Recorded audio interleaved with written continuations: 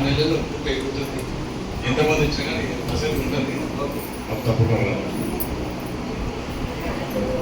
ఒకసారి అందరము గిటార్లో కూర్చుందాం. చాలాసేపు కూర్చున్నాం కాబట్టి అలసిపోయి ఉంటాను. కొంచెం భగవంతుని ధ్యానం చేద్దాం. కానీ మూసుకొని అందరూ గాలి పీల్చండి, బాగా ఓంకారం చెప్తాం.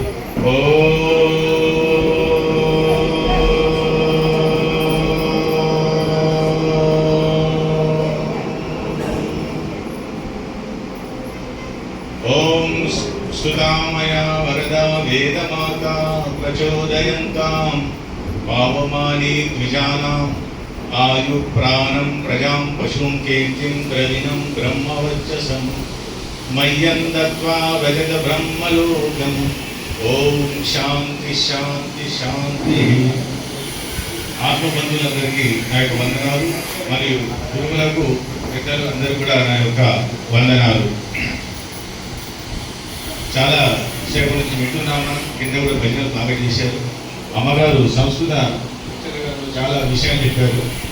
నేను కూడా సంస్కృతం చదువుకోలేదు కానీ వేదాలు మాత్రం చదువుతున్నాను. మా నాన్నగారు అధ్యయనం, మా గురుగారు అధ్యయనంలో. అయితే ఇక్కడ మంచి శ్లోకం ఉంది. రక్త సంబంధం లేని ఆత్మ బంధువు ఎవరంటే గురువు. రక్త సంబంధం లేకున్నా గురువు చాలా విషయాలు బోధిస్తారు. కానీ రక్త సంబంధం ఉన్న వాళ్ళు కొంతమంది మనను కాడు వేస్తుంటారు, బాధకు గురి చేస్తుంటారు, రోగాలు తెప్పిస్తుంటారు. ఎవరు చెప్పండి, గట్టిగా చెప్పండి. రక్త సంబంధం లేని వాళ్ళు కూడా మనను బాగా కాటు వేస్తుంటారు. రక్త సంబంధం ఉన్న వాళ్ళు కూడా కాటు వేస్తుంటారు. ప్రత్యక్షంగా కాటు వేస్తుంటారు, పరోక్షంగా. ఎవరు తెలుసారు? మన రక్తం తాగే జీవి ఒకటి ఉంది.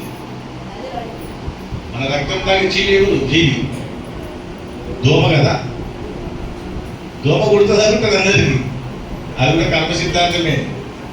ఎవరికైతే దోషం ఉందో, కర్మలో సరిగా లేదో వాళ్ళకి దోమలు బాగుంటాయి. అందరికి కుట్టవు దోమలు. ఆ దోమ కుట్టడానికి కూడా ఏం చేస్తుందో సార్, సన్నని సూది కంటే సన్నని కొన ఉంటుంది దానికి, దంతం రానొచ్చు.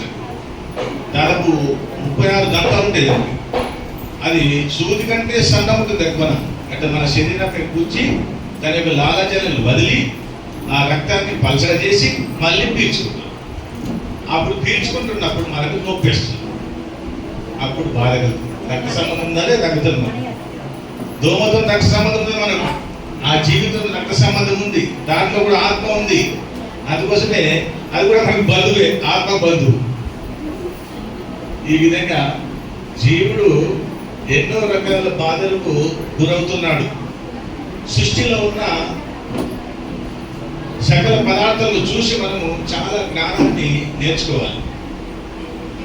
మీకు ఒక ప్రశ్న వేస్తాను, ఆ తర్వాత ముందుకు వెళ్దాం. కొంచెం సంస్కృతంలో పాదపం అని ఉన్నది, లేదా పాదుకం, లేదా పాదపం అని ఉన్నది. సంస్కృత తెలిసగా వినుంటారు బాగానే. ఇంకో ప్రశ్న వేస్తాను. కాళ్ళతో నీళ్లు తాగే వాళ్ళు చూశారు మీరు ఎవరైనా? కాళ్ళతో నీళ్లు తాగేవారు. పాదపం అంటే తెలుసు, మీకు తెలుసు కదా. కాళ్ళతో నీళ్లు తాగేవాళ్ళు ఏమంటారు చెప్పండి? తెలియదు కదా.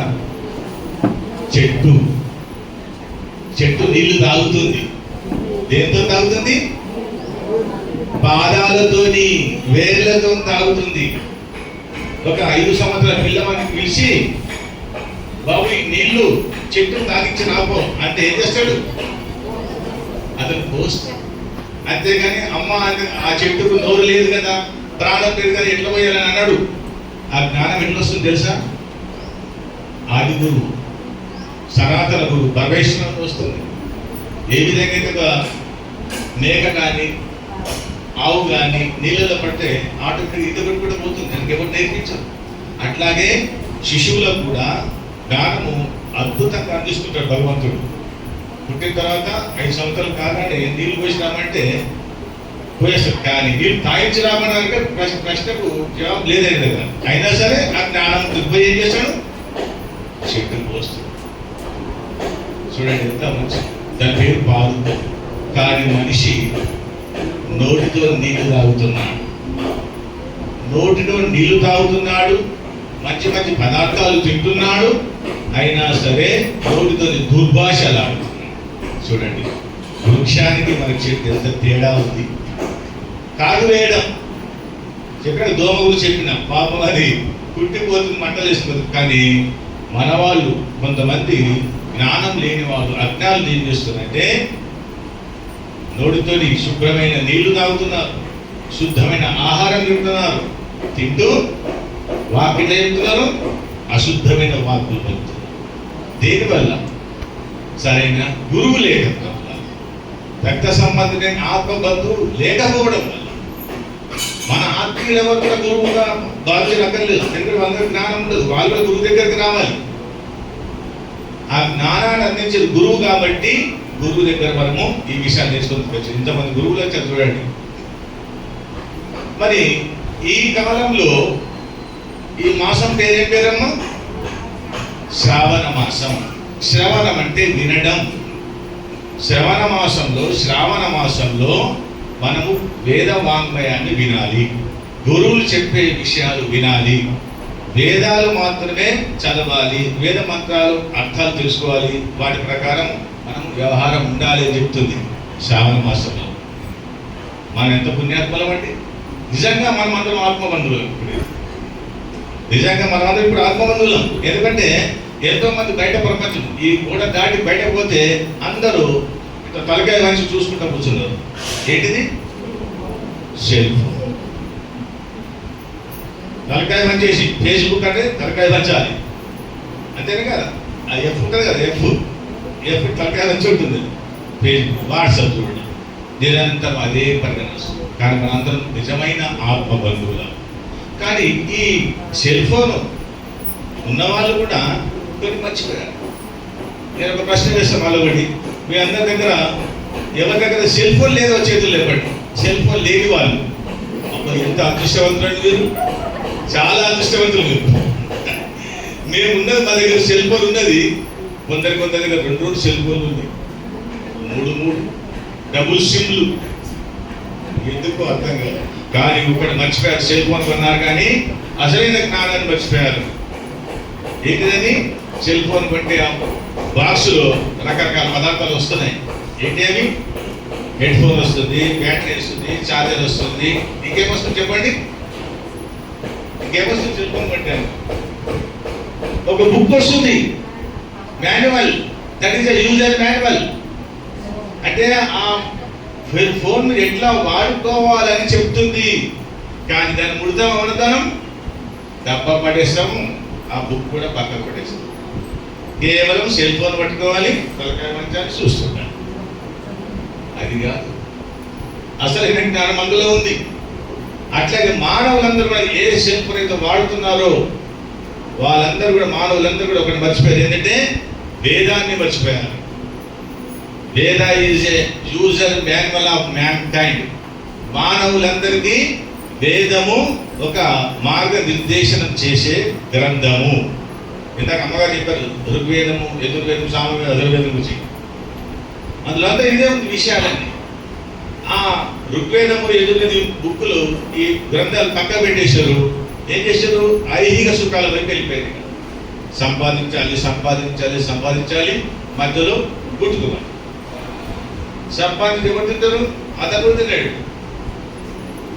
ఎప్పుడైతే వేదాన్ని మర్చిపోయాడో, శాస్త్రాలను మర్చిపోయాడో, ఎప్పుడైతే ఉపనిషత్తులను మర్చిపోయాడో, మనిషి కష్టాల పాలు, బాధల పాలు, నష్టాల పాలు, రోగాల పాలు. మన లక్ష్యం ఏంటి తెలియకుండా పోయింది. మన లక్ష్యం ఏంటి? ఎజెండా ఏంటి మనది? ధర్మార్థ కామ మోక్షం గురించి. అసలు మోక్షం ప్రయత్నమే లేదు, ధర్మం గురించి లేదు. మధ్యలో 2 మతాలు ఉన్నాయి, కామము, అర్థం. డబ్బు సంపాదించేది కోరికలు, డబ్బు సంపాదించి కోరికలు. దానివల్ల ఏమవుతుంది? మనుషులకు మనుగడ క్షీణించింది. క్షీణించడం వల్ల ఏమవుతుంది? ఒక్కొక్క కొట్లాటలు, ఈర్ష, ద్వేషాలు బాగా పెరిగిపోయినాయి. అప్పుడు బంధువులు ఎక్కడ ఉంటారండి? బంధువులు, ఆత్మ లేదు, బంధువులు లేదు, అది చెప్పేవాళ్ళు లేదు, పోవడం లేదు. నిజాన్ని అంతా చెప్తున్నాం, మనందరం నిజమైన ఆత్మ బంధువులు. ఇక్కడ మంచి విషయాలు వినడానికి వచ్చినాం. అదేవిధంగా ఈ శ్రావణ మాసంలో చాతుర్మాస్యం అని వ్రతం ఉంటుంది. 4 నెలలు వ్రతాలు చేసుకోవాలని చెప్పేసి చాలా రకాల వ్రతాలు వస్తాయి ఈ నెలలు. కానీ ఈ 4 నెలలు వేదాధ్యయనం చేయాలని చెప్తుంది వేదం. వేదాలు చాలా సత్సంగంలో పాల్గొనాలని చెప్తుంది వేదం. మరి 4 నెలలు ఎందుకు చెప్పారంటే ఈ 4 నెలలు వర్షాలు పడుతుంటాయి కాబట్టి, కాలువలు నదులు పారుతుంటాయి కాబట్టి, ప్రయాణానికి అనుకూలం లేదు కాబట్టి ఈ కాలంలో చక్కగా శ్రవణం చేయాలని చెప్తుంది వేదం. ఆ వేదాల్లో ఉన్న విషయాలు ఉపనిషత్తులు ఉంది. చాంద్రోపనిషత్తు అమ్మగారు చెప్పారు ఇందాక, ఏషాం భూతానాం పృథివీరసః పృథివ్యాం ఆపో రసః అపాం ఓషధీరసః ఓషధీనాం పురుషో రసః పురుషస్య వాగ్రసః వాచః ఋగ్రసః రుచః ఓంకార రసః. చాలా ఉపనిషత్తులు అమ్మగారు నేను వింటుంటే మైమర్చిపోయాను. ఏషాం భూతానాం పృథివీ రసః, ఈ పృథివీ మనకి ఏమి ఇచ్చిందట? రసం ఇచ్చింది. ఏది రసం అంటే నీళ్లు. ఆ నీళ్ళకి అర్థం. ఓషధినా పురుషో రసః, ఓషధులు పెరిగినాయి. వనమూలికలు, చెట్లు, ఆకులు, అల్లములు ఇవన్నీ దేని వల్ల వచ్చినాయి? నీళ్ళ వల్ల. ఓషధినా పురుషో రసః, ఈ ఓషధులను తిని మనము పురుషులు అంటే మన ఆత్మ వికాసం పొందుతుంది శరీరంలో. ఏ ఓషధులు? మన తినే పదార్థాలు ఓషధులు. అందుకే ఇక్కడ రాశారు అన్నం పరబ్రహ్మ స్వరూపం అని ఇక్కడ ఇతర దేశ శ్లోకాలు.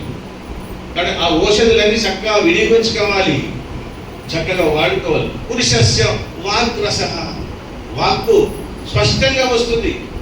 నేను చాలా మంది చూస్తున్నా, గురువులను చూస్తున్నా, ఆ లోకాల్లో బ్రహ్మ తేజస్తుంది బాగా గమనిస్తుంటే.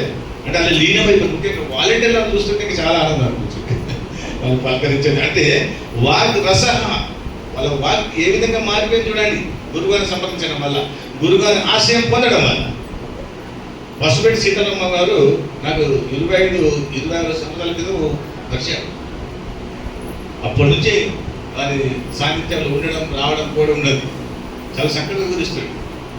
రుచస రుచః ఓంకార రసః. మరి వాక్కు దేనికోసమట? ఈ రసాలని దేనికోసమట? కేవలం ఓంకారం జపించడానికి మాత్రమే అని చెప్తుంది. ఓం ఓం క్రతోస్మర, క్రతువులు చేస్తూనే ఉండు. మన ఓం జెండా ఎక్కించాం బయట. ఓం దేనికి నిదర్శనం? భగవంతుడికి నిదర్శనం. అది భగవంతుడి ఇచ్చిన సకల పదార్థాలు పృథ్వీ, జలం, అగ్ని, వాయు, ఆకాశం, పంచభూతాలు చక్కగా వాడుకొని ధర్మార్థ కామ మోక్షాన్ని సాధించు, ఇతరులకు ఆదర్శంగా నీవు అని చెప్తుంది. ఋగ్వేదంలో ఒక మండుక సూక్తం ఉంది, ఒకటి మండుక సూక్తం ఉంది, ఒకటి 7వ కాండంలో 103వ మంత్రం అనుకుంటా బహుశా. అని ఏమో చెప్తున్నాయంటే వర్షాలు పడకుంటే కప్పలు కూడా బాధపడతాయట. ఒక్కసారి చినుకులు పడగానే కప్పలు బయటకు వచ్చేసి బెక్క పడుకుంటూ ఉంటాయి, అలుస్తుంటాయి. మనం అనుకుంటాం ఆ ప్రాణి ఎందుకు అలుస్తుంది అనుకుంటాం, కానీ కాదు, ఇంకా వర్షం కురవాలి అని చెప్పేసి అలుస్తుంటాయి అవి. మనము ఈ శ్రావణ మాసంలో వేదాలను అధ్యయనం చేస్తూ, వేద వాంగ్మయాన్ని వింటూ, వేదాన్ని ప్రచారం చేస్తూ మన చెవులను, కర్ణాలను శుద్ధి చేసుకోవాలి, మన ఆత్మను శుద్ధి చేసుకోవాలి, మన మెదడును శుద్ధి చేసుకోవాలి. దీనివల్లే సాధ్యమవుతుంది. అలాంటి మంచి కార్యక్రమాలు మనం పాల్గొంటున్నాం. ఈ ఆత్మ బంధువులందరూ ఈ విషయాలు విన్నందుకు చాలా సంతోషం. గురువారికి చాలా సంతోషం. నాకు వచ్చినప్పుడు అవకాశం ఇస్తుంటారు. ఓం శాంతి.